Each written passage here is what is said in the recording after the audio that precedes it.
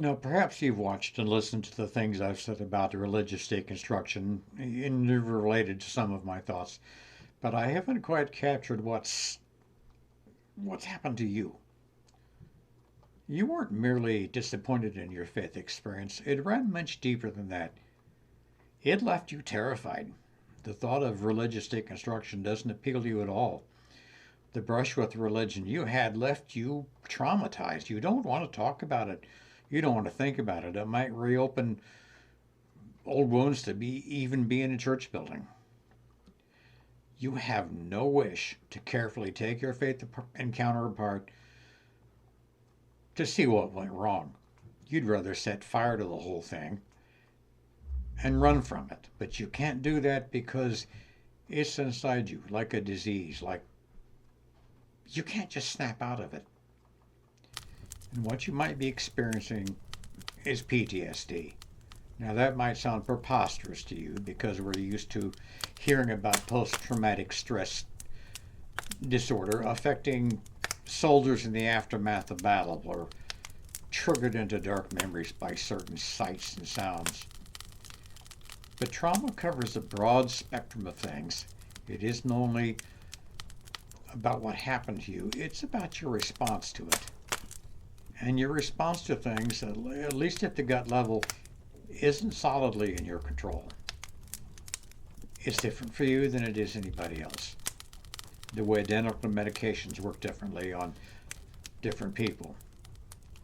For that matter, we don't see the same colors as other people. Now, we can look at a crayon box and agree on what is blue or red, but that doesn't mean we're seeing the same color. Remember that social media post where you were asked what color a dress was? Some people saw blue and black, and others saw gold and white, and people actually do see colors differently. There are generally three types of cells called cones in the human eye, one for green, one for blue, and another for red. And they aren't distributed equally, as it turns out. And the ratio of those cells can make what looks blue to you look green to me. In fact, some people, all women as it turns out, have a fourth type of cone cell that responds to another wavelength of light altogether. And about 12% of women can see colors that no one else can. It's called tetrachromatic vision. And you can look it up if you don't believe me. But the moral of this story is, if you're a man, don't ever argue with a woman about what color something is, because she might be seeing colors you can't even imagine.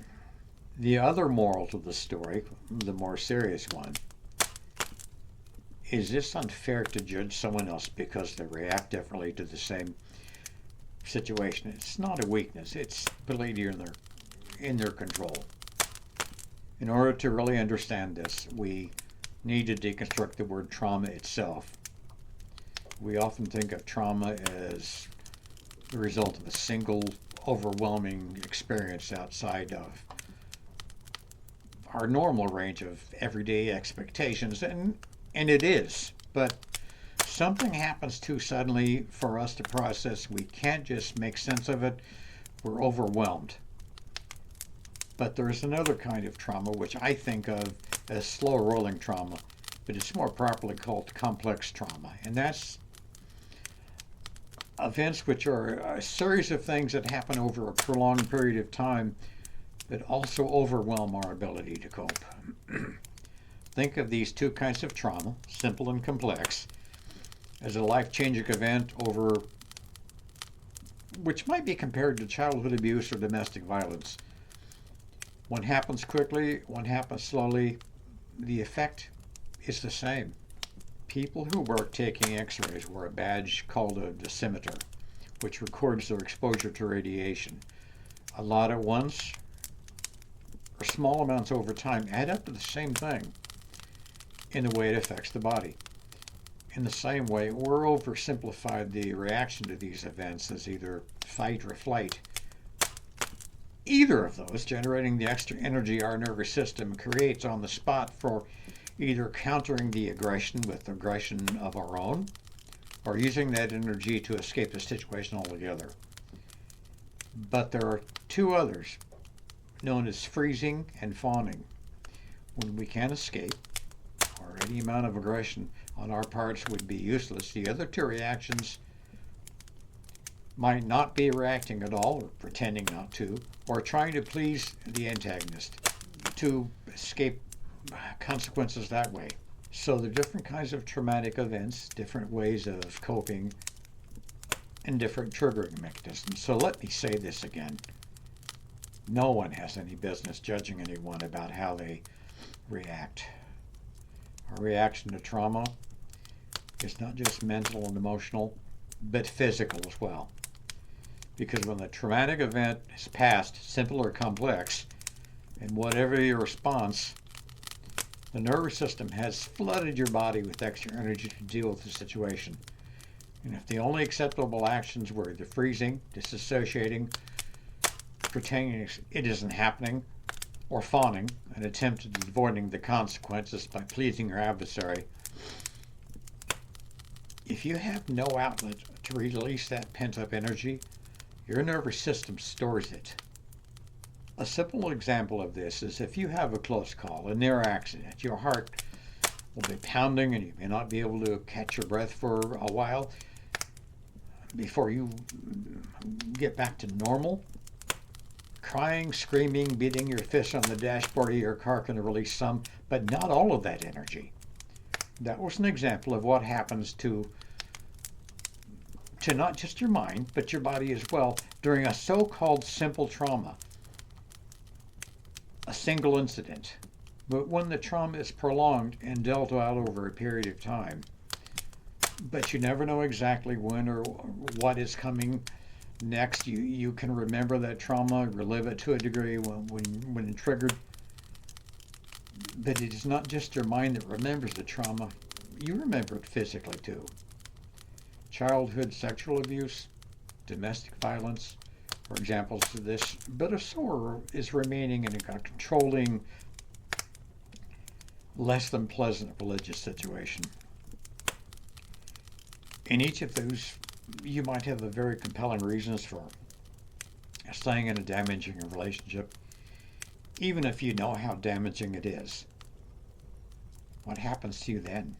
As inflicted trauma becomes more chronic, your mind and your body begin to accept that state of affairs as your new normal, and that is where the damage begins, because you can find yourself always on edge, always expecting the next bad thing to happen, always in a state of readiness, always feeling like you're on the verge of a panic attack.